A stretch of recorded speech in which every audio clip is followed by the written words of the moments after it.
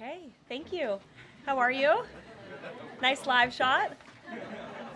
Good to see all of you. Happy Friday. It's great to be back with you. I want to provide an update on President Trump's actions in the wake of the catastrophic air collision that tragically claimed the lives of 67 people at Reagan National Airport on Wednesday night. Everyone in this White House continues to mourn the victims and keep their friends and families in our thoughts and prayers during this unimaginable time. First, within moments of the collision, the president and his newly appointed team were in immediate communication. The president was briefed on Wednesday evening following the crash, again on Thursday morning, and he has continued to receive updates as recovery efforts continue on the ground.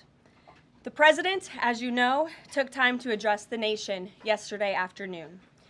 To deliver accountability, President Trump swiftly signed a memorandum directing an immediate assessment of the Federal Aviation Administration to ensure the federal government is maintaining the highest personnel and policy aviation safety standards. The memorandum directs the Secretary of Transportation and the FAA Administrator to immediately review all hiring decisions and changes to safety protocols made during the prior 4 years, and to take all necessary corrective actions to achieve uncompromised aviation safety. The review will include a comprehensive assessment and reversal of any deterioration in hiring standards and aviation safety standards and protocols during the previous administration. Aviation safety was addressed by President Trump before this tragic collision even took place. On his second day in office, the president signed a memorandum to immediately stop Biden DEI hiring programs and return to non-discriminatory, merit-based hiring. And in 2018, during President Trump's first term, the Department of Transportation announced it would put an end at that time to use the biological questionnaire that was introduced by the Obama administration, which punished skilled applicants. President Trump has long led on the issue of aviation safety, and he will continue to do so. He will continue to deliver on the promises he made to the American people at record speed. The Senate has already confirmed 8 of President Trump's exceptional cabinet nominees, including most recently Transportation Secretary Sean Duffy, as you of course know, EPA Secretary Lee Zeldin, and Interior Secretary Doug Burgum, who is scheduled to be sworn in later today. We expect the Senate to continue quickly confirming the remainder of President Trump's well-qualified nominees in the days ahead. Earlier this week in the East Room, the president proudly signed the Laken-Riley Act into law, surrounded by Laken's loving parents and sister. This common-sense bipartisan law mandates the federal detention of illegal aliens who are accused of theft, burglary, assaulting a law enforcement officer, and any crime that causes death or serious bodily injury, like the animal who murdered Laken-Riley in cold blood. This was the first piece of legislation President Trump proudly signed as the 47th President of the United States, and it will guarantee that Laken did not die in vain. As Laken's mother, Allison, tearfully said during the signing event, President Trump said he would secure our borders and that he would never forget about Laken, and he hasn't. He's a man of his word, and we trust that he will fight for the American people. Those are the words of Laken's mother, and we will never forget them. So to help lock up even more criminal illegal aliens, President Trump signed a memorandum this week to detain them at Guantanamo Bay. This action will expand the Migrant Operations Center at Naval Station Guantanamo Bay to full capacity to provide critical extra detention space for high-priority criminal illegals. Our brave ICE agents continue to arrest more and more of these types of individuals every day in communities across our country. And I have more updates for you. On January 27, 2025, ICE Chicago arrested a citizen of Guatemala who has been convicted of solicitation to meet a child, disturbing, and sentenced to 24 months probation. On January 28, 2025, ICE Atlanta arrested a citizen of South Korea who has been convicted of 9 counts of possession or control of material depicting minors in sexually explicit conduct. On January 28th, ICE New York arrested a Mexican national previously charged by the state of New York for attempted murder and possession of a weapon and assault. And on January 28th, ICE Philly arrested a citizen of Mexico who has been convicted of possession of child pornography. Our message is simple. If you are a criminal, illegal alien, you will be arrested and deported. On another important matter, the nation's report card was released this week, and the news is not good. It showed that U.S. students had record low reading comprehension scores last year. It's National School Choice Week, and in part of the president's commitment to education, he just left a roundtable in the Roosevelt Room focused on this issue with leaders from across the country. The national report card showed that 70% of 8th graders were below proficient in reading, and 40% of 4th graders did not even meet the basic reading levels. This is completely unacceptable to the president, and he continues to take aggressive actions to address this education problem in our country. He signed an executive order this week prohibiting federal funding of the indoctrination of our children, including radical gender ideology and critical race theory in the classroom. The president believes American education should focus on cultivating patriotic citizens who are ready for the workforce. And this action will help get schools back on track and defend fundamental parental rights in education. The president also signed a school choice executive order expanding educational freedom and opportunity for families. And in lighter news, but in exciting news, after announcing our briefing room changes on Wednesday, this White House has received more than 10,000 submissions from individuals across the country who are eager to join all of you. We might have to make this room a little bit bigger to do that, who want to participate in our new media seat at a future briefing. So in this seat today, we have the Ruthless podcast. They humbly started by entertaining small audiences on Capitol Hill, but after 4 years, this program has become one of the most influential podcasts in America. They previously reached #1 on the charts and earned over 25 million downloads as they deliver political news with a humorous touch. The hosts are Josh Holmes, Michael Duncan, Comfortably Smug, and the man joining us today, John Ashbrook. So with that, I will take your questions. John, please kick us off. Thank you very much. Caroline, in your first briefing, the media went after this administration for deporting illegal immigrants they claimed were not criminals. That's The right. question is, do you think they're out of touch with Americans demanding action on our border crisis? The media out of touch?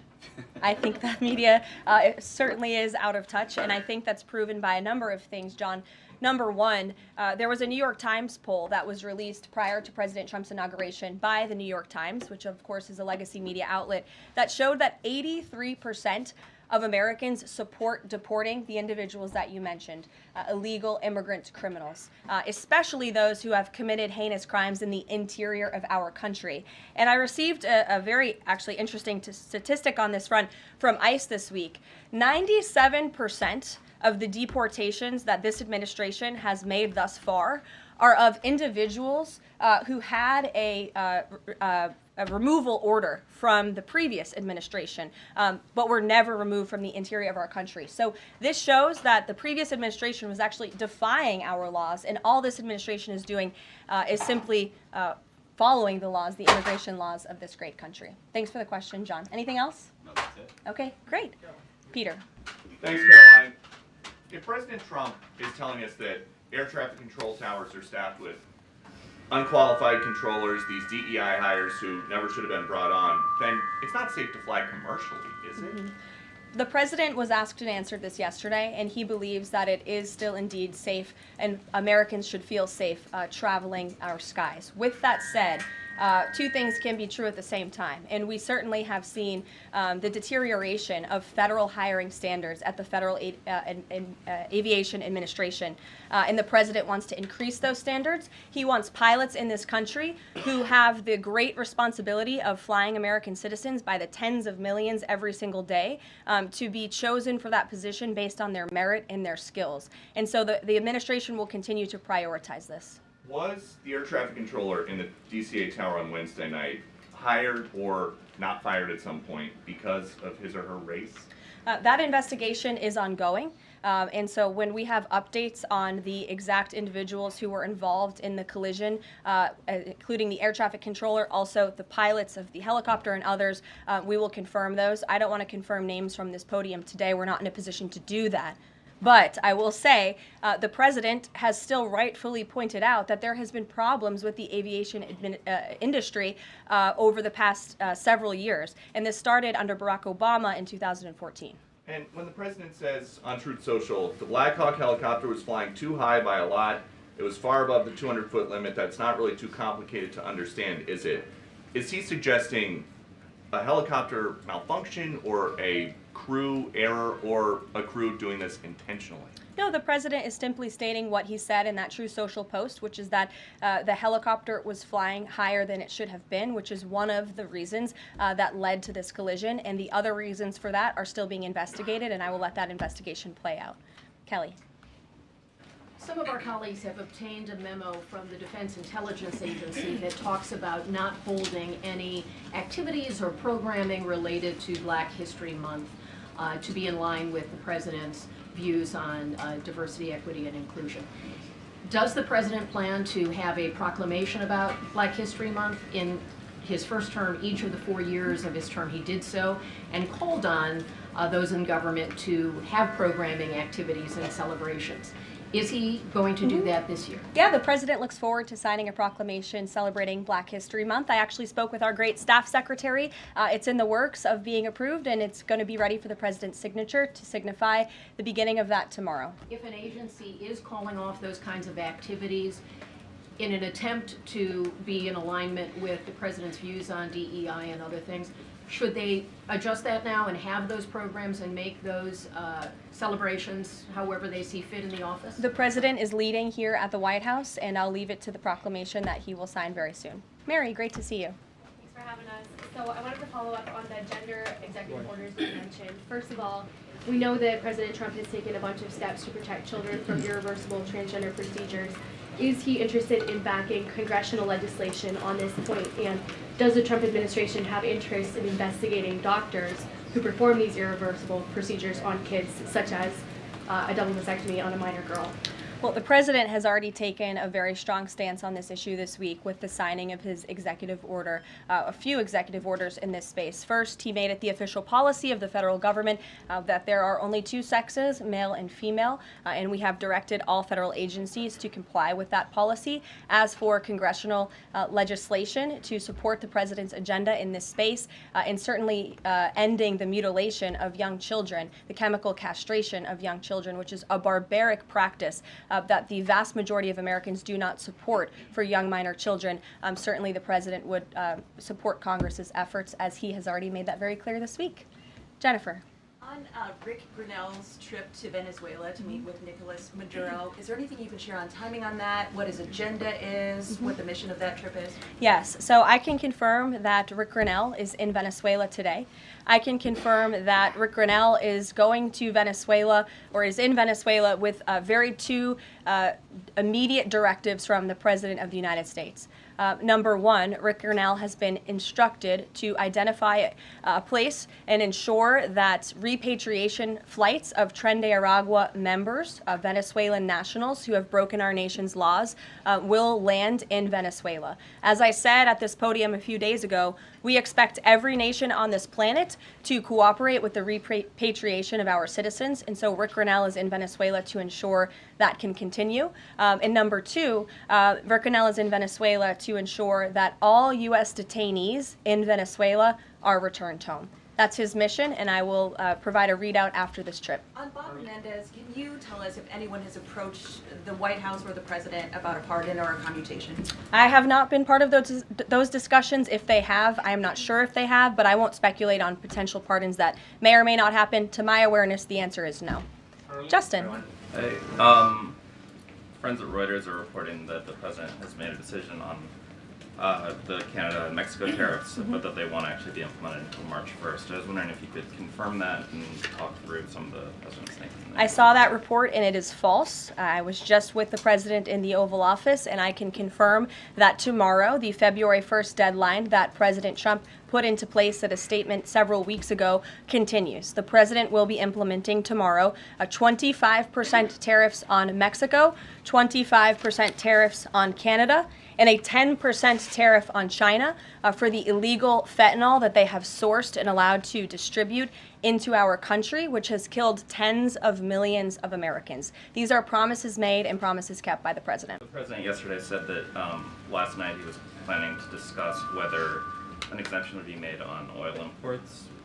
Do you have any information on what decision he made there, or will there be exemptions at all offered under this? I don't have an update or readout for you on the exemptions, but those tariffs will be for public consumption in about 24 hours tomorrow, so you can read them then. Stephen Nelson. Thank you very much, Caroline. I have 3 questions, if that's all right. I'd like to ask you about press freedom and then about 2 economic matters. Sure. On press freedom, on Tuesday you announced plans to roll back the more restrictive press badge policy of the Biden White House. But there's a different anti-press freedom policy I wanted to ask about. The Biden White House adopted a mysterious pre-screening process for journalists allowed into large event spaces that in the pre-pandemic days of the first Trump term were open to all journalists on campus. This effectively limited the diversity of reporters present and blocked the asking of questions that large segments of the American public wanted answered. As press secretary, can you commit to abolishing this mysterious pre-screening process? There were a lot of mysterious processes that my team and I have had to unravel over the past 2 weeks that were implemented by the previous White House and in particular the previous press shop here. And so I can commit to a greater access and transparency, which I believe we already have by ensuring that the 440 journalists whose credentials were revoked will be reinstalled. They will get their credentials if they wish to. We've also, of course, opened up a new seat to new media. And as far as open press events here at the White House, if we tell you it's open press, it's open press. So just to confirm, this pre-screening thing is something you're aware of and you'll work to undo to the maximum extent possible. When we say something is open press, it will mean it's open press. Economic matters, and I can just ask them both at once for Sure. you. In New York City, Governor Hochul's congestion pricing went into effect this month. Vehicles that drive through parts of Manhattan have to pay a $9 toll. President Trump has made clear his opposition. He said that it's, quote, the most progressive tax known to womankind. Will the administration be trying to block this? And the second question is, millions and maybe tens of millions of Americans who voted for President Trump were excited about his plans to do away with taxes on tips, overtime, and Social Security benefits. But there's uncertainty about the timing of this. So can you clarify for them when this is going to happen? And does President Trump want this to be in the first, all 3 of those in the first batch of legislation early this year? Well, to answer your question in one swoop, I will say that President Trump is committed to lowering taxes for Americans, cutting taxes for Americans. As for congestion pricing in New York, I do know that the president spoke with Governor Hochul about that. I don't have any, actions, so to speak, to read out for you on that issue today. Number 2, when it comes to no taxes on tips and Social Security, the president has made it very clear to our allies on Capitol Hill that is a critical piece of this reconciliation package, and he expects that his tax cuts from 2017, which put a lot more money back into the American people's pockets, those must be implemented, and no tax on tips. The president is intent on delivering on that promise, and he will get it done. And overtime also as part of reconciliation? Yes. Sure. Thanks, Caroline. Can you guarantee that those tariffs won't increase prices for Americans, including at the gas pump and the grocery store? I think Americans who are concerned about increased prices should look at what President Trump did in his first term. He effectively implemented tariffs, and the average inflation rate during the first Trump administration was 1.9%. In fact, when President Trump left office, it was 1.4%. So President Trump is going to do everything he possibly can to cut the inflation crisis that the previous administration imposed on the American people, and he will continue to effectively utilize tariffs. If those tariffs do increase prices for Americans, will the administration reverse them? That's a hypothetical question, and the president is intent on ensuring that he effectively implements tariffs while cutting inflation and costs for the American people. And, the media has this way of just looking at everything in a microscope rather than looking at the whole of government economic approach that this president is taking. He will effectively implement tariffs. He's also, as I just answered from Stephen's question, committed to tax cuts. He's also clearly committed, as evidenced by his executive orders, to unleashing the might of our energy industry, which we know will eventually drive down inflation, and all the other economic measures that this president has made will have a Trump incoming economic boom, just like we saw in our first term. And has the White House Sure. found any? Fox Business, yes, go thanks. ahead. Keep that, Caroline. You're welcome. Justin Trudeau, the Canadian Prime Minister, said today that if the U.S. imposes tariffs, he will respond and he will not relent until the tariffs are removed. Are we seeing the start of a trade war with Canada? I don't think so. I think the president is going to implement those tariffs tomorrow, and he will respond to Mr. Trudeau's comments in due time, I am sure. What Sure. type of things have to happen? What does the administration need to see in order to avoid those tariffs? Well, the tariffs are incoming tomorrow on Canada, and the reason for that is because both Canada and Mexico have allowed an unprecedented invasion of illegal fentanyl that is killing American citizens and also illegal immigrants into our country. In fact, I have more language for you right here. Canada, Mexico, and China, which, as I mentioned, President Trump will implement a 10% tariff on China, have all enabled illegal drugs to pour into America. The amount of fentanyl that has been seized at the southern border in the last 2 years alone has the potential to kill tens of millions of Americans. And so the president is intent on doing this, and I think Justin Trudeau would be wise to talk to President Trump directly before pushing outlandish comments like that to the media. If I may, one more. Yes, Lindsay. Go back to the plane crash for one. If I could go back to the plane crash for just 1 second. You're interrupting your colleague, but sure. I'm sorry, I thought you called on me. I called on President. Lindsay. The president this morning said the Black Hawk helicopter was flying too high. I'm wondering if he's basing that on what he learned from investigators, and if you could offer a little bit more of a window into how he is keeping abreast of this investigation. Sure. Is the NTSB briefing him separately? Is he meeting in the Situation Room? You just sort of offer a window into that. Yeah, the president based that statement on truth, because it is truth and it's fact, and it was relayed to him by the authorities who are overseeing the investigation into this horrific plane collision. And the president, as I said in my opening remarks, continues to be briefed on the collision by everybody across his cabinet, the Secretary of Transportation, the Secretary of Defense, the NTSB, who the commissioner there was in the Oval Office with him yesterday. Lindsay. Lindsay, go ahead. Lindsay, go ahead. Thank you. In recent days, the CIA actually revealed that they do also believe that COVID-19 was from a lab leak in Wuhan, China.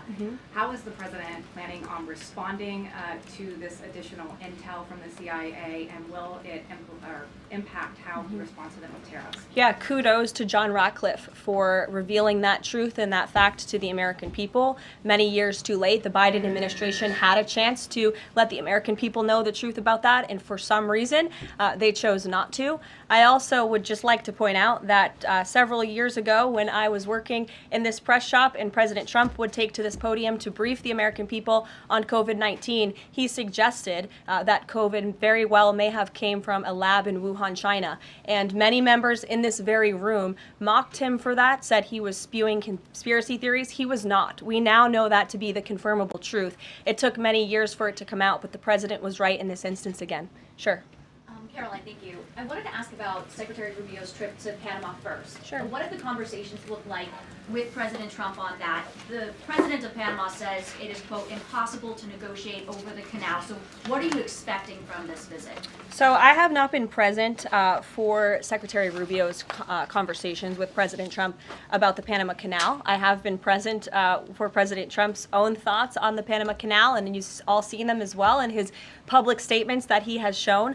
He believes it's unacceptable that the canal is essentially run by the Chinese Communist Party. If you look at both ends of the canal, massive Chinese Communist Party linked companies run the canal. That's unfair to the American people, many of whom lost their lives many years ago building this canal. The American taxpayers are paying millions of dollars for the canal, and the president believes it's in our national interest as a nation for Secretary Rubio to go there and begin these discussions, and that's exactly why he's doing that. Caroline. Sure. Thank you very much, Caroline. Is the United States in the process of pulling out of Syria militarily? Because the president wanted to do that in his first term as well, and he had a lot of pushback from the Pentagon and Congress. And based on what he said yesterday, is he considering doing that in a short time? The president was asked and answered this question yesterday, and he, as the commander-in-chief of the United States military, reserves the right to review troop deployments overseas at any point in time. Is that a topic right now? Yes. Thank you. Two questions. So we now know that the staffing was not normal at the air traffic tower, and so with the government freezing the hiring of new federal workers and offering buyouts, are you not afraid that more incidents of different kind could happen with less staffing in different agencies? Well, the president is intent on ensuring that we are increasing staffing at these agencies, and that's why he signed a very strong executive order on his second day in office, immediately terminating DEI hiring practices at the FAA. He also, following the tragic crash, as you all know, in the Oval Office yesterday, signed a memorandum directing an immediate assessment of the FAA to ensure the federal government is maintaining the highest personnel and aviation safety standards. And I would also just say there's a cultural piece to this as well. If you are an American who has spent many years studying aviation and you graduate from school and you're an air traffic controller based on skill and merit, and then you apply for a job and you're forced to fill out a biographical questionnaire asking you the color of your skin and asking you where you're from in details that aren't relevant at all to the job description, I think that deteriorates the morale of people in this industry. And if you talk to people in this industry, they'll tell you that. In fact, many of them filed a lawsuit against the FAA a couple of years ago under Joe Biden's administration because they were denied positions because of this DEI hiring practice that was putting identity politics over merit and skills. That's unacceptable. And I think just to put a fine point on this, because this is the third or fourth question I've answered on this subject, when you are flying on an airplane with your loved ones, which every one of us in this room has, do you pray that your plane lands safely and gets you to your destination, or do you pray that the pilot has a certain skin color? I think we all know the answer to that question, and as President Trump said yesterday, it's common sense. Rob Crilly. Yeah, I'd just like to follow up on that last question, actually. Has there been any sort of assurance from the FAA that they will immediately improve staffing levels, given the reports of not normal staffing levels on Wednesday? Oh, absolutely. You had Secretary Duffy here yesterday at the White House at this podium saying that he is on it, and we can all trust that he definitely will be. John Decker. Thanks a lot, Carol. You followed me, right? Yes, I did. Thank you very much. As long as your name's still John Decker. It is, absolutely. Thank you. The president's meeting today with the founder and CEO of NVIDIA. What is that meeting concerning, and who sought that meeting? I don't have details on this. It's a private meeting. It will take place at 2:30 p.m. I'll try to get there in time, and I can let you know after. How's that? On Guantanamo Bay, can you give more details about setting up that detention facility at Gitmo? How will that come about? What's the timing in terms of standing it up? And of course, this has happened before during the Clinton administration. Yeah, that's right. Detainees of Cuban and Haitian descent were both detained at Guantanamo. Are you looking at that model in setting up this detention facility? Secretary Hegseth, I believe, was on television this morning answering this question, and he said that the Department of Defense is already on it. He has directed his agency to ensure that Gitmo is increasing their capacity for beds, and that's exactly what President Trump's executive order did. It directed Secretary Hegseth and also Secretary Noem to expand the Migrant Operations Center at the Naval Station to provide for this extra detention space. And as Secretary Hegseth confirmed this morning, that operation is underway. Sure. Caroline, on the tariffs, can you clarify whether those will actually be going into effect tomorrow, or Yes. whether there might be some lead time? Yes. And are those, they will be going into effect tomorrow? Correct. And are those meant to be in place long term, or is there a scenario in which Canada, Mexico, and China can offer concessions and then they would be removed? At this point, the president has made it very clear those tariffs are going to be implemented and in effect. If the president at any time decides to roll back those tariffs, I'll leave it to him to make that decision. But starting tomorrow, those tariffs will be in place. Sure. Thanks, Caroline. Yes. Can you confirm a report by our friends at the Daily Mail that the British Prime Minister Keir Starmer is going to be visiting the White House in February? And also, if I may, do you have any more details on Netanyahu's visit here next week? Sure. I have not seen that report about the Prime Minister. I can go check back with our friends at the National Security Council and get back to you on that. I can confirm that Prime Minister Netanyahu will be here on Tuesday, February 4th, for a working meeting and visit with the President. And I'm sure you will all be here, very excited to cover that visit. Sure. Daniel. Thank you, Caroline. You're welcome. Back on the Guantanamo Bay subject, specifically, obviously, why does the president feel like that's the best location or a good location to make sure that Americans are safe from violent, illegal migrant crime? Well, it's a really good question, and the memorandum that he signed, the order that he signed, builds on his previous executive actions, obviously, to secure our southern border and deport illegal criminals from the interior of our country. We know that we have an issue with detention space here in the interior, which is a big reason why Congress needs to pass this reconciliation package as quickly as possible to ensure that DHS and ICE have the funding they need to detain these individuals that the administration is very swiftly rounding up and deporting, arresting and deporting these illegal immigrant criminals. And so the president feels it's an appropriate place. Taxpayers are already funding it. The space is there. Why not use it? And the Secretary of Defense, as I said, is working on that as we speak. Sure. Yes. Thank you so much for having me here and answering a question. So I want to talk more about the success that ICE is having finding these violent criminal aliens, some of them being sexual predators. But my friend Ben Berquam reports that the Chicago mayor and the Illinois governor are preventing ICE agents from going into jails and prisons to enforce detainers against illegal aliens. In Maryland, the Attorney General has also put out a memo hindering local police cooperation with ICE. Does the administration have any comment on leftist state and local officials defying ICE and Trump's deportation efforts?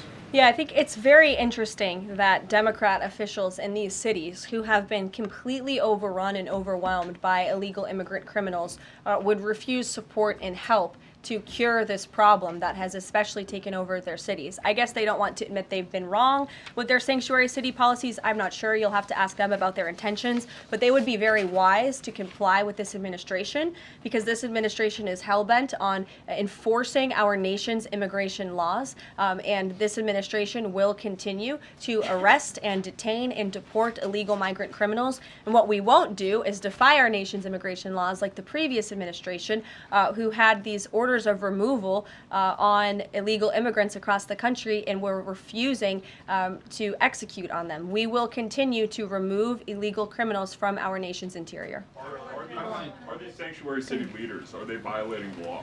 I would certainly think so. I'd have to check back on which specific law they're violating, but certainly if they're not enforcing our nation's immigration law, sounds like they are breaking the law. And I would also add that their constituents don't approve of that. You've seen residents in Chicago show up at their city council meetings infuriated with their leadership in that city because they are working very hard to provide for their families. They want public safety and law and order, and their officials have abandoned those very basic American principles in these cities. And the American people want law and order. It's, again, an overwhelmingly popular policy to deport illegal criminals from our nation's interior, and this administration will continue to affect that goal. Sure. Sure. A question on Colombia. We just interviewed Colombian President Gustavo Petro, and he insisted that he's not going to take any Colombian deportee from the U.S. if they arrive in South America handcuffed. How this administration responds to that? When did the Colombian president make those remarks? Today. Okay. An interview with us at Univision. Well, I will share those with the President of the United States, and I will get back to you on his response. What happens if Nicolas Maduro? Caroline, there are more than 150,000 disabled Americans who are working today. The president talked a lot yesterday about hiring the best and the brightest to work in the federal government. Safety aside, does he believe that disabled people do have a place to work in the federal government? And does he also support the current protections for disabled people working in the private sector as well? The president has made it very clear that this is a common sense solution to solving some of the problems that we have seen at the Federal Aviation Administration and also when it comes to many of the federal agencies across our government. People should not be hired based on their disabilities, based on their skin color, their gender, their race. None of that matters. What matters to this president and this administration is how well you can do your job, and the American people agree with that sentiment. So it's about competence, skill, and merit. And so the president is focused on ensuring that the most competent individuals, the best and the brightest in this country, are in positions in this federal government, especially when it comes to public safety. Can't overemphasize the importance of those jobs. Sure. So this follow-up on on her question before, President Trump is holding China accountable on fentanyl by ramping up tariffs. So how is President Trump planning to hold China accountable on COVID origins? I haven't spoken to the president about the COVID origins specifically in regards to any actions he may or may not take when it comes to China. But as I have previewed quite a few times today, he will be implementing a 10% tariff on China tomorrow. Sure. Hi. Has the president made up his mind about a timeline for tariffs on the EU? No, he has not. And will it be a one-size-fit-all, or will it be differentiated among governments? I won't get ahead of the president on tariffs when it comes to the European Union. What I can tell you, again, is that the president will be implementing 25% on Canada, 25% on Mexico, 10% on China tomorrow for the reasons that I have repeatedly laid out in this briefing. Newsmax, go ahead. Yes. Thank you so much.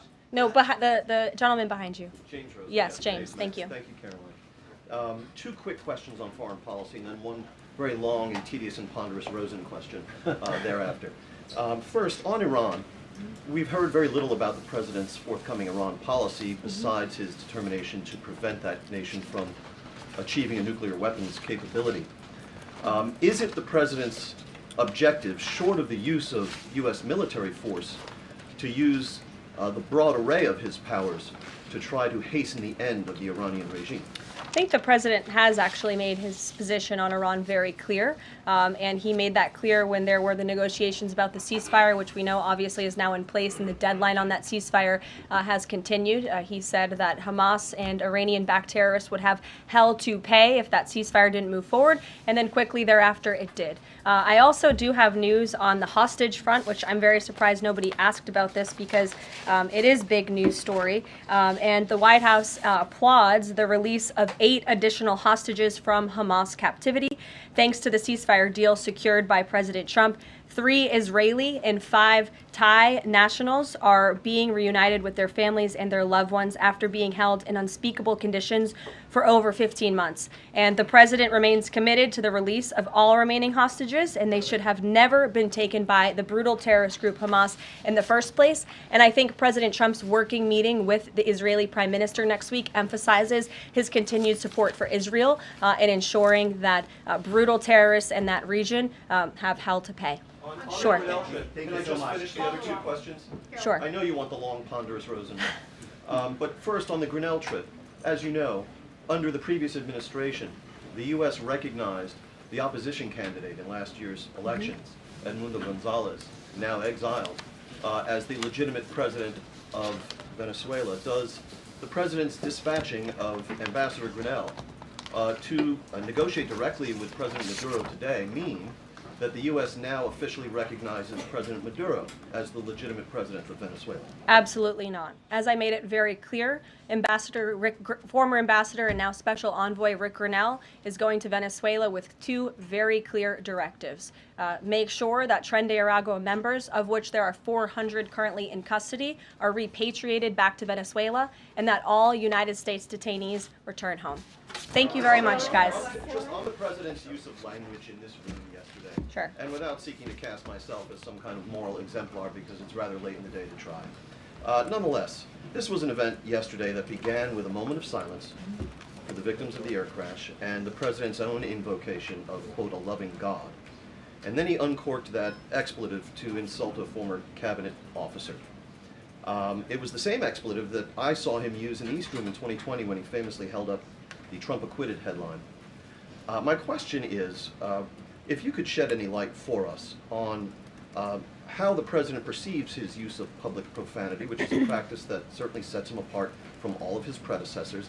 Does he regard it as an effective communications device, part of his appeal, or is it something that he lapses into inadvertently, perhaps in times of frustration and later regrets?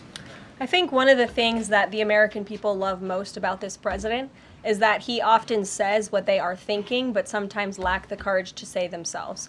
And I think yesterday at this podium, you heard President Trump express great frustration, perhaps even anger, with the previous administration's policies, many of which have led to the crises that our country is currently facing and that this president is focused on fixing. Thank you guys very much. Have a great weekend. We'll see you next week.